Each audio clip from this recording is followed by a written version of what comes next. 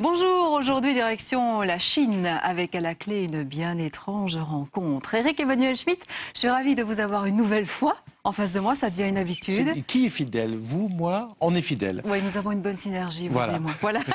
Votre actualité, cette fable que vous nous racontez, les 10 enfants que Madame Ming n'a jamais eus, paru chez Albin Michel, une histoire, une rencontre qui finalement pourrait arriver à chacun de nous, suffit de faire le déplacement vers la Chine. Vous savez, tous les voyages sont à la fois des voyages à l'extérieur de soi et à l'intérieur de soi. Cet homme, en allant en Chine, va apprendre des choses sur lui-même, des choses très intimes, parce que la Chine va lui offrir un miroir à la fois déformant, mais qui lui permet de se trouver. Et ce miroir, il va le trouver dans un lieu de grande affluence. Oui, puisque c'est les toilettes. Voilà, le pipi room. Voilà. C'est là qu'il va faire la rencontre de Madame Ming, discrète, petit format, mais finalement grande par l'âme aussi. Oui. Oui.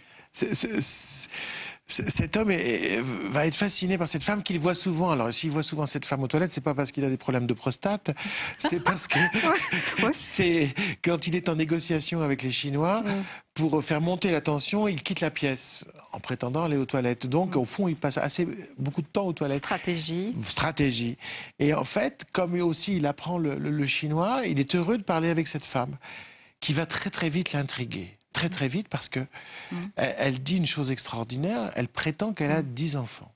Or, on sait que la Chine, c'est le pays de l'enfant unique. Oui, depuis le début des années 80, le gouvernement interdit aux couples de faire plus d'un enfant. Sauf éventuellement les paysans qui, s'ils ont eu une fille, peuvent tenter d'avoir un garçon parce que l'agriculture a besoin de bras d'hommes. Tiens, justement, que pensez-vous de ces mesures qui visent à réglementer la natalité ? Écoutez, je vois tout à fait la rationalité que ça peut avoir, puisque la Chine devait lutter contre une surpopulation et surtout une famine éventuelle, parce qu'elle n'avait pas de quoi fournir à toutes ses bouches. Oui. Mais en même temps, je suis toujours choqué, surpris, quand j'entends par exemple un membre du gouvernement se féliciter que grâce à cette mesure, 400 millions de Chinois ne soient pas nés. Comment se réjouir de 400 millions de fantômes? D'absence. D'absents. Oui. Et comment ne pas penser à la frustration des couples chinois, surtout sans doute des femmes, qui n'ont pas le droit de fonder une famille. Or, on sait que dans la morale chinoise, due à Confucius, les valeurs familiales sont essentielles. Alors, les confidences que Madame Ming va lui faire vont finalement exciter, stimuler son existence. Oui. Chaque fois que Madame Ming raconte l'histoire d'un de ses enfants, c'est une histoire extraordinaire. Donc ils sont au nombre de 10. Ils sont au nombre de 10, et chacun a un destin singulier. Alors, il y a le monstre de mémoire, le monstre d'intelligence. Le problème, c'est que le monstre de mémoire ne réfléchit pas, et que le monstre d'intelligence n'apprend rien. Il y a une petite fille qui repère des formes sous les pierres et qui va devenir sculpteur. Il y a la petite Daxia qui veut tuer Madame Mao, qui a comme but de tuer tous les dictateurs, etc. C'est des enfants pleins de vie, c'est des enfants... que l'on a envie de connaître et de rencontrer. Celui qui dit tout le temps la vérité. Ouais. Alors justement, vérité ou imaginaire fertile? Là est toute la question. Là est toute la question. C'est-à-dire, on ne va pas dire la solution du livre, qui n'est pas aussi simple qu'on peut le croire, puisqu'il y a une grande histoire d'amour filial qui est cachée derrière cette histoire et qu'on découvre à la fin. Mais ce qui est important, c'est de respecter aussi l'imaginaire, voire respecter le mensonge. Parce qu'au fond, quand on ment, on corrige la vie.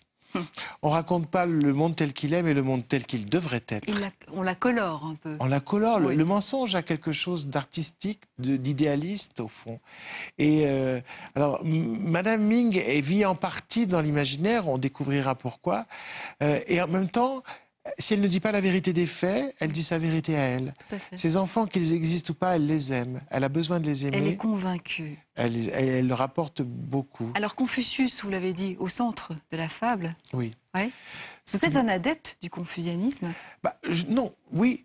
Je trouve ça très intéressant et je trouve que ça parle à nos esprits modernes alors que c'est un sage qui parlait il y a 2500 ans. Confucius, c'est une morale sans Dieu. Confucius, c'est une façon d'organiser les relations entre les individus. C'est la recherche du juste milieu, la lutte contre l'excès, contre le grandiose, contre l'orgueil démesuré, contre le totalitarisme aussi. Confucius, c'est les valeurs familiales. Et Confucius, c'est l'harmonie qui vaut mieux que la vérité. Ça a beaucoup de choses à nous dire, Confucius. Une belle leçon, en tout cas, encore une fois, dans cet ouvrage. Éric Emmanuel Schmitt, alors, ce voyageur, finalement, va amorcer un grand virage dans sa vie, et c'est la petite Madame Ming qui va le guider, sans le savoir. Oui. Elle va le guider vers lui-même, vers son propre... Elle ne se doute pas du tout de ce qu'elle lui apporte. Non. Et je pense que même si on lui disait, elle refuserait de le reconnaître, parce que c'est une personne modeste, c'est une personne humble, mais elle va amener cet homme à confronter son désir de paternité. Parce que c'est vrai que dans nos civilisations, les hommes fuient la paternité ou en ont peur. D'abord parce qu'on est dans un monde devenu de plus en plus affectif. Donc en fait, beaucoup d'hommes voudraient être mère plutôt que père. Parce que père, c'est un rôle. Bien sûr. Père, c'est celui qui dit ce qu'il faut faire et ce qu'il ne faut pas faire, qui représente la loi, qui représente l'extérieur, qui est la porte d'accès à la société. Donc, c'est un rôle qui doit dépasser l'affect et qui parfois n'a rien à voir avec l'affect. Est-ce que tout le monde est influençable? Parce que là, il y a quand même une question d'influence de l'un sur l'autre. Moi, j'espère que tout le monde est profondément influençable. Ça veut dire, j'espère que tout le monde est capable de faire des rencontres. Qu'est-ce que c'est une rencontre? C'est ce qui vous change la vie. Et de se laisser un peu griser par ce genre de choses. Ben oui, une rencontre, c'est ce qui crée un avant et un après. Pour mon narrateur, il y aura un avant et un après Madame Ming, parce que sa vie sera totalement bouleversée par toutes les valeurs qu'elle lui a données et les portes qu'elle lui a ouvertes. C'est une fable qui s'inscrit dans le cycle de l'imaginaire, au même titre que Oscar et la Dame Rose. Vous avez d'autres projets, j'imagine, du même type? Oui, j'adore raconter des histoires qui permettent en même temps de découvrir une philosophie ou une spiritualité. De se remettre en question, de se poser des questions. Plus on va vers l'étranger, plus on apprend de choses sur soi-même et sur l'autre. Est-ce que vous êtes subjugué par la Chine? Subjugué, effrayé, admiratif, terrorisé. Alors, ce qui est admirable dans la Chine, c'est que depuis les années 80, elle a fait sortir 600 millions de personnes de la pauvreté. Et en même temps... terrorisés parce que parfois c'est des industries avec des horaires épouvantables, les êtres humains sont traités comme des instruments, la liberté individuelle évidemment n'est pas tenue en compte. Mais je crois que l'esprit de Confucius et de Madame Ming est toujours là. Car si Confucius dans le passé était une morale traditionnelle qui visait à assurer l'ordre, aujourd'hui, elle est peut-être la morale de résistance. Salvatrice. Salvatrice. C'est-à-dire Su Mao, qui a tout fait pour tuer le confucianisme, Confucius est resté et a permis de résister sans doute à ce régime trop fort et excessif. Et aujourd'hui, dans ce monde d'une commercialisation débridée, on voit des Chinois qui tout d'un coup disent non, il y a un scandale écologique, non, on ne doit pas accepter l'arrogance du pouvoir. L'équilibre se rétablit. Les excès. Et donc finalement, Confucius est devenu une morale de résistance. Est-ce qu'il vous est déjà arrivé, Éric Emmanuel Schmitt, de rencontrer une personne qui vous fait douter, comme Madame Ming? Mais plein. Et puis, si vous en connaissez, faites-les venir. Parce que vous aimez ça. Mais j'adore remettre en question ce que je pense. J'adore la suscitation de l'autre. J'adore que quelqu'un arrive avec un monde intérieur totalement différent du mien. Parce que soit ça me permet de changer, soit ça me permet de me confirmer dans mes positions, soit ça me permet de m'enrichir. Alors, vous parlez si bien du rôle du père tout à l'heure. Ça y est, vous avez un nouveau bébé. C'est le théâtre Rive Gauche, dans le quartier Montparnasse. Francis Lalanne, il sera Monsieur Ibrahim pour une reprise de ce qui est désormais une des pièces, c'est vrai, contemporaines les plus montées dans le monde. Vous le remplacerez sur scène lorsqu'il sera en concert. C'était votre rêve, avoir un théâtre? Oui, c'était mon rêve d'avoir un théâtre. Oui. Et un théâtre où ce qui compte, c'est la qualité des textes.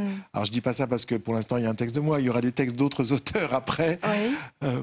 Et Francis Lalanne, effectivement, qui est un merveilleux acteur, joue Monsieur Ibrahim et les fleurs du Coran. Mais alors, il m'avait fait un drôle de tour, Francis, c'est que, avant de savoir qu'il allait jouer Monsieur Ibrahim, il avait signé des dates de concert. Vous savez, cette fameuse tournée achetant de tête de bois. Tout à fait, qui fonctionne aussi à merveille. Exactement. Et donc, 9 soirs, il ne sera pas là, et c'est souvent des week-ends. Donc, je monte...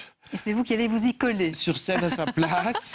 Alors, on n'a pas le même coiffeur, mais on va jouer le même texte. Alors, philosophe, romancier, dramaturge, réalisateur et j'en passe.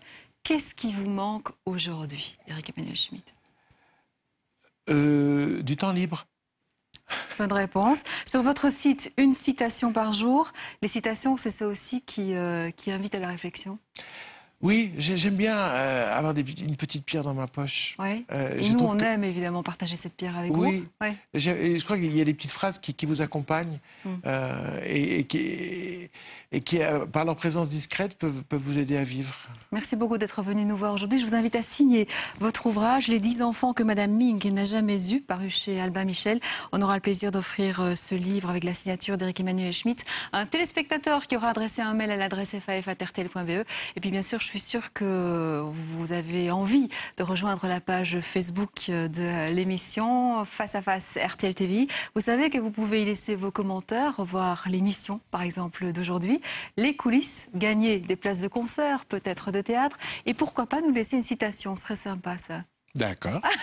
Merci d'être venu aujourd'hui, Éric Emmanuel Schmitt. Je vous dis à très bientôt. Merci.